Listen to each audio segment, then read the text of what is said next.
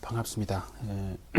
우리가 지금 빌립보서를 이렇게 매주 이렇게 보면서 또 하나님이 우리에게 주시는 은혜를 받고 또 어떻게 과연 이 마지막 때를 잘 살아내야 할 것인가, 교회가 무엇인가, 내가 누구인가, 뭐 이런 우리가 말씀을 지금 듣고 있습니다. 근데 이제 우리가 믿음 생활을 우리가 지금 하고 있는데 믿음에 대해서 어떤 부분에 대해서는 약간의 오해할 수 있는 그 믿음에 관한 오해 중에 하나가 뭐냐면 하나님이 분명히 다 계획하셨고 또 인도하셨고 하나님의 어떤 섭리하심을 다 그렇게 인정한다 이거죠. 그러면 우리는 마음속에 생각하기를 모든 일들이 술술 잘 풀리고 어려움도 없고 영광이 있을 거라 그렇게 생각하는, 그렇게 이렇게 오해하는 것이 바로 믿음에 관해 오해하는 것입니다. 오늘 우리가 본문에 보면서 그죠? 빌립보서를 통해서 계속 보는 게 뭐냐면 바울이 철저한 하나님의 그 섭리의 계획하심과 인도하심을 따라 로마의 심장부에 복음을 들고 들어가지 않습니까? 그런데 그 바울을 기다리고 있던 것은 영광, 환영, 환대가 아니라 그와는 완전 반대인 모진 고난이 그를 기다리고 있었거든요. 매를 맞습니다. 뭐 감옥에도 억울한 정말 누명을 쓰고 감옥에도 가고 심지어는 사형이라고는 엄청난 고난이 그를 기다리고 있고 그런 고난이 다가온 것이거든요. 우리가 이제 오직 정말 복음을 위해서 모든 것을 어떻게 보면 희생해서 정말 오지에 가서 복음만을 위해서 살아가는 그런 선교사님들이 계십니다. 그러면 우리는 하나님이 누구보다도 정말 그런 분들에게 좀 복을 주시고 은혜를 주셔서 더 복음을 잘 전할 수 있게 그렇게 좀 해야 할 것 같은데 오히려 그런 분들이 보면 암에 걸리기도 하고 또 풍토병에 걸려서 참 고생을 하면서 심지어는 목숨을 잃는 일도 있거든요. 우리는 그런 걸 보면서 하나님 왜 이러십니까? 이게 무엇입니까? 왜 이렇게 되어져야 합니까? 때로는 좌절하기도 하고 참 낙심하게 되어지는 그런 일들이 종종 있습니다. 10월달 이 큐티 본문이 욥기인데요. 욥기 1장에 보면 사단이 하나님 앞에서 욥을 참소하면서 하는 말이 참 이렇게 신기한 게 하나님, 욥을 보시면 욥이 과연 까닭 없이 하나님을 경외하고 섬기는 줄 아십니까? 하나님이 욥이 하는 손으로 하는 모든 일에 복을 주시니까 모든 것이 잘 되게 하고 그래서 모든 것을 정말 지켜주시고 복을 주시니까 그렇게 하는 거라고. 하나님이 손을 지금 펴서서 그 복을 다 뺏어 보라고 주셨던 은혜를 다 막 가져가 보시라. 그러면 욥이 당장 하나님을 막 저주하고 욕을 하고 믿음을 떠날 겁니다. 그런 얘기를 하지 않습니까? 그 사단의 참소를 들으면서요. 나는 과연 어떤가? 우리가 믿음 생활을 하는 궁극적인 목적이 과연 무엇인가? 그런 생각을 하게 되면서요. 뭐가 오버랩이 되냐면 오늘 이 본문에서 바울이 얘기하는 그 고백과 참 오버랩이 됩니다. 바울은 뭐라 그러냐면요. 살든지 죽든지 그죠? 20절에 내 몸에서 그리스도가 존귀하게 되기를 원합니다. 그런 거 아니겠어요? 그러니까 지금 우리가 깨달을 게 그거 아니겠어요? 바울 앞에 어떤 지금 장애물이나 또는 고난의 웅덩이가 바울의 앞을 다 가로막고 있습니다. 그렇다 해도 그 바울을 향한 하나님의 목적은요. 절대로 꺾이지도 않고 절대로 취소되지도 않고 변경되지도 않는다 하는 것이거든요. 그렇다면 여러분 바울만 그런 게 아니잖아요. 오늘 이 자리에서 예배하는 저와 우리 모두에게도 똑같은 거 아니겠습니까? 여러분이 우리가 신앙생활을 하면서요, 걸어가는데 어떤 장애물들이 있습니다. 또는 너무나 심한 극한 고난의 웅덩이가 우리 앞길을 다 가로막고 있습니다. 그렇다 하더라도 여러분들을 향한 그 하나님의 생각과 목적은 절대로 꺾이지도 않고 취소되지도 않고 변경되어지지도 않는다는 것을 분명히 하시는 여러분 되시기를 바랍니다. 그 믿음으로 마지막 때를 정말 이겨내야 하지 않겠습니까, 여러분? 자, 그래서요, 20절에 보시면요, 그런 얘기를 바울이 하고 있습니다. 나의 간절한 기대와 소망을 따라 아무 일에든지 부끄러워하지 아니하고, 그런 말을 했죠. 여기에요, 부끄러워하다는 말이 뭐냐? 정확한 의미를 보려면 여러분, 이사야서 구약의 49장 23절을 같이 한번 보겠습니다. 여기 보면 왕들이 네 아버지처럼 될 것이며 왕비들이 네 어머니처럼 될 것이다. 그들이 얼굴을 땅에 대고 내게 엎드릴 것이며 네 발의 먼지를 닦아줄 것이다. 그때에 너는 내가 주인인 줄 알 것이다. 그 다음 보십시오. 나를 믿고 기다리는 사람은 수치를 당하지 않는다. 그러니까 이 말은 뭐냐면 하나님을 전적으로 신뢰하고 바라보고 그분을 의지하는 자는요, 결코 낙심하는 일이 없을 것이다 라는 그런 의미지 않습니까? 예. 여러분이 어떤 환경과 어려움이 있을지라도 끝까지 하나님께만 주목하고 하나님을 바라보시고 신뢰하심으로 정말 그 말씀이 여러분에게 그대로 이루어질 수 있기를 예수님의 이름으로 축복합니다. 예. 그래서요, 자, 히브리서 우리 12장도 한번 보시면 이런 말씀이 있어요. 너희가 피곤하여 낙심하지 않기 위하여. 그런 말이죠. 낙심한다는 게, 이 낙심한다는 게 어디에서 유래하는가 보면요, 참 의미가 있는 게, 고대 사회에 보면 이런 투기, 격투기 그 운동이 있잖아요. 지금으로 하면 복싱이라고 생각하면 좀 편한데, 경기를 하는데요, 얼굴을 맞으면 가격당하면 대단히 지는 거니까 쓰러져 버리니까 그 얼굴을 가격당하지 않기 위해서 뭐냐면 항상 가드를 올린단 말이에요. 복싱에서 그러잖아요. 이 가드를 올려서 얼굴과 턱을 보호하거든요. 근데 이제 시간이 지나면서 어떻게 되냐면 자꾸 선수들이 지치니까, 그죠? 자연스럽게 이 가드가 내려가게 되는 겁니다.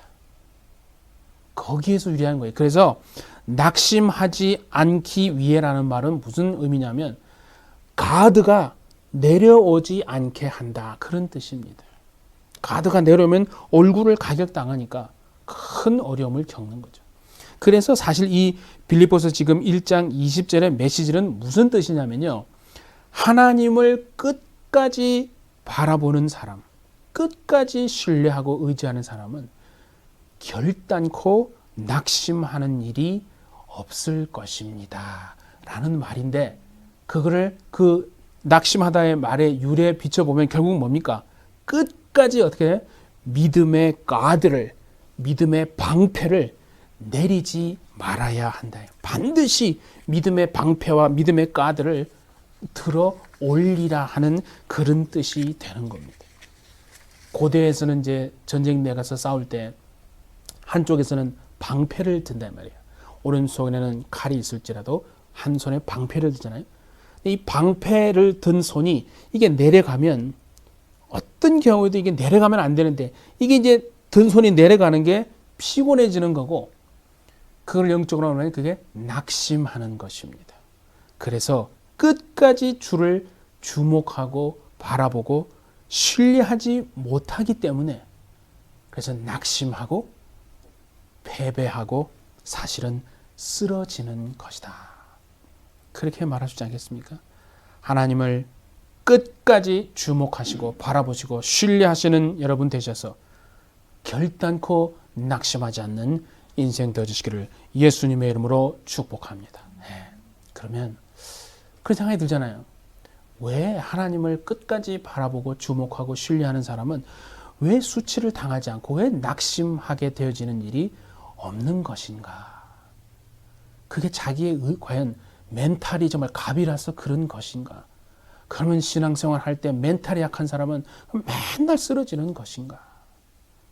세상은 멘탈이 강한 사람이 살아남는다고 합니다. 그러면 신앙 안에서도 과연 그런 것인가?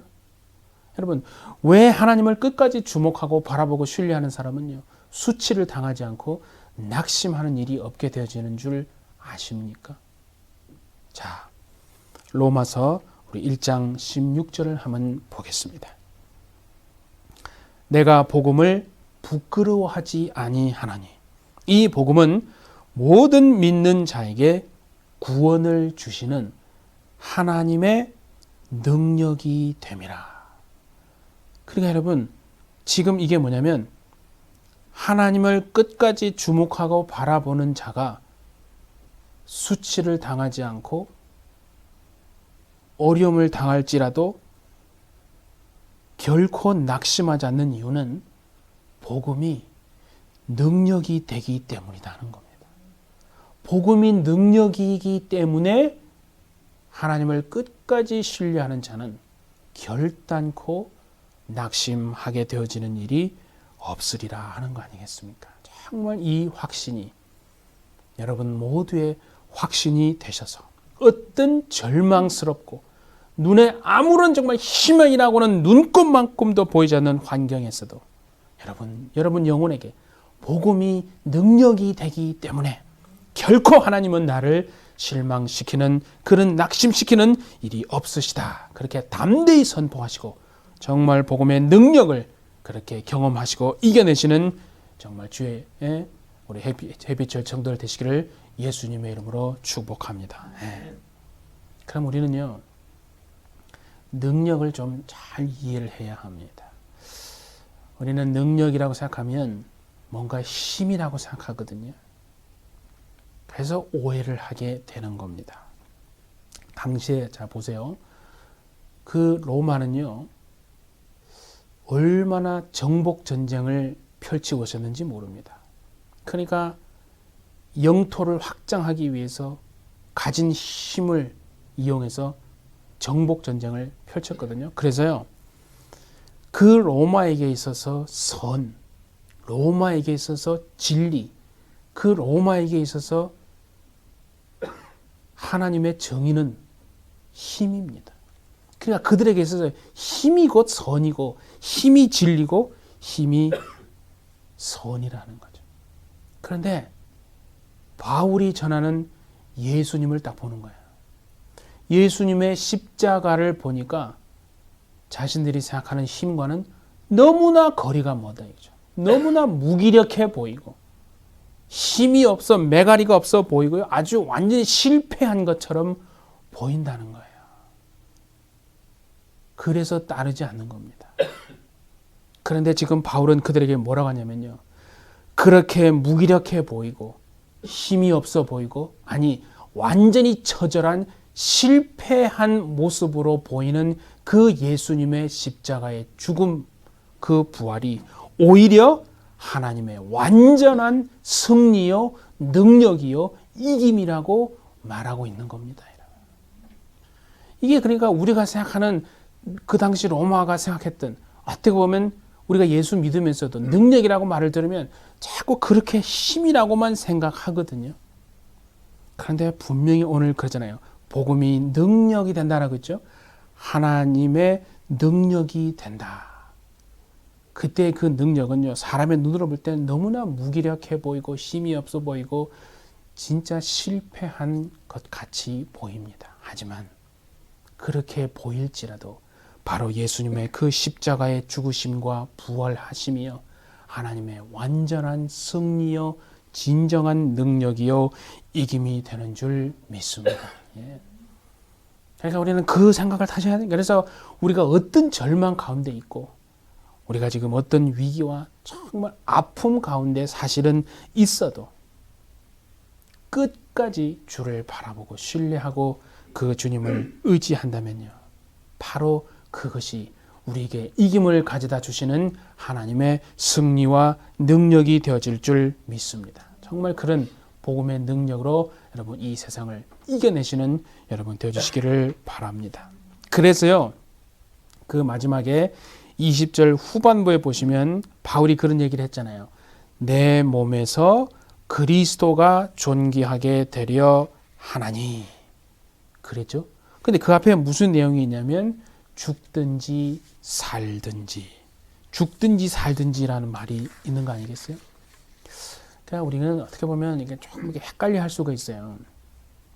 너무나 이분법적으로 생각할 수 있는 게 뭐냐면, 마치 내가 회사에 나가서 직장을 다니고 일을 하고 또 비즈니스를 하는 것은 그거는 세상 일이고, 내가 교회 와서 봉사하고 예배하는 것, 그거는 하나님의 일이다라고 이렇게 딱 떼어놓고 생각을 합니다. 여러분, 그렇게 착각하지 마십시오. 오늘 이 바울이요, 그 말 앞에 그리스도만이 존귀케 되어지기를 원합니다라고 하는 말 앞에 죽든지 살든지라고 하는 그 말을 쓴 건 뭐냐면, 인생의 모든 것, 행하는 모든 삶의 모든 전부가 사실은 하나님의 영광을 드러내고 예수님을 존귀케 하는 하나님의 일이다라고 말하는 거거든요. 그리고 교회 나와서 봉사하고 예배하는 것만 하나님의 일이 아니고, 우리가 가정에서 여러분 자녀를 양육하고 설거지를 하고 밥을 하고 가사 일을 돕고 또 직장에 나가서 일을 하고 또 비즈니스를 행하는 그 모든 것이요, 그 일을 통해서 그냥 육체로만 생각할 게 아니라 하나님의 영광을 드러내고 그리스도만 존귀케 되어지는 그것을 하는 하나님의 일이라고 하는 거죠. 그러니까 학생이 공부를 통해서 정말 하나님께 영광 돌리고 주님께만 영광 돌리고 또 그 주님께만 존귀케 되어지는 그것이 공부가 그 하나님의 일이고, 직장에 나가서 정말 열심히 일하면서 그 하는 일을 통해서 하나님이, 사람이 안 보더라도 하나님이 보신다고 생각하고 주님께 하듯 그렇게 일하고, 또 비즈니스를 하더라도 다른 사람들은 다 이게 속이고 거짓으로 할지라도 하나님이 나를 보신다고 생각하고 정직하게 다 텍스 낼 거 내면서 그렇게 하는 것, 그것이요 진짜 하나님의 어떤 영광 돌리는, 오늘 바울이 얘기한 주님만 존귀케 되어지는 하나님의 일을 하는 것이거든요. 그래서 아마 바울이 로마서 12장에서 그런 얘기를 했잖아요. 자, 우리 12장 1절 한번 보세요. 너희 몸을 하나님이 기뻐하시는 거룩한 산 제물로 드리라. 하나님이 기뻐하시는 거룩한 산 제물로 드리는 게 우리의 생각인가, 우리의 어떤 계획과 의지가 아니고, 뭐라고 그랬냐면 하나님이 기뻐하시는 거룩한 산 제물로 드려야 할 것이 우리의 몸이다라고 얘기했잖아요. 우리의 몸을 하나님이 기뻐하시는 산 제물로 드리라. 그럼 이게 무슨 말입니까? 그러니까 우리가 진짜로 드려야 할 참 예배와 믿음, 진정한 산 제사는요, 생각 속에만 머물러 있는 게 아닙니다. 생각 속에만 머물러 있어서 하나님께만 영광 돌리는 것이 그게 거룩한 산 제물이 되는 게 아니고요. 생각으로만 예수님을 존귀케 하는 삶을 살아나는 게 아니고, 내가 있는 그 곳에서 내 몸으로, 내 삶으로, 내 입으로, 내 손으로 행하고 내 발로 다니는 그 모든 삶의 전부가 그리스도를 존귀케 하고 하나님께만 영광 돌리는 삶을 살아내는 것이, 그것이 진짜 신앙이고 그것이 진짜 믿음이다라는 것을 말하는 거 아니겠습니까? 네. 우리 사랑하는 햇빛철치 여러분, 정말 사람들이, 세상이 볼 때는 너무나 무기력하고 실패한 것 같지만 예수 그리스도의 십자가의 그 죽으심과 부활하심이 하나님의 완전한 능력이요, 이김이요, 승리라는 것을 여러분 아시고 끝까지 마지막 때 정말 주님이 오시는 그 날까지 우리의 마음을 주님께만 다 고정시키시고 주님을 의지하고 끝까지 주를 주목하시고 의지하심으로 복음의 능력을 통해서 복음의 그 능력이 우리의 삶을 통해서 그대로 나타내어지고 그래서 예수님만이 존귀케 되어지는 그런 복된 삶을 살아내시는 마지막 때 우리 햇빛처치 모든 성도님 되시기를 예수님의 이름으로 축복합니다. 네. 함께 기도하시겠습니다. 거룩하신 우리 하나님 아버지, 예수님의 십자가의 죽으심과 또 다시 살아나심이 복음의 능력이며 하나님의 완전하신 승리가 되는 것을 우리로 하여금 철저히 깨닫는 저희가 되게 하시고 끝까지 마지막 순간까지 예수님만 주목하고 바라보는 저희가 되게 하여 주셔서 사망 권세를 이기신 그 예수님의 복음의 능력이 우리의 생각 속에만 머물러 있는 것이 아니라 실제 우리의 삶에 나타나게 하여 주시고 세상 가운데서 정말 몸으로 참 믿음의 삶을 반드시 살아내는 능력을 주셔서 그렇게 복음의 능력으로 마지막 때를 이겨내는 우리 모든 햇빛철제 성도들 다 될 수 있도록 역사하여 주옵소서. 감사드리며 예수님의 이름으로 기도하옵나이다. 아멘.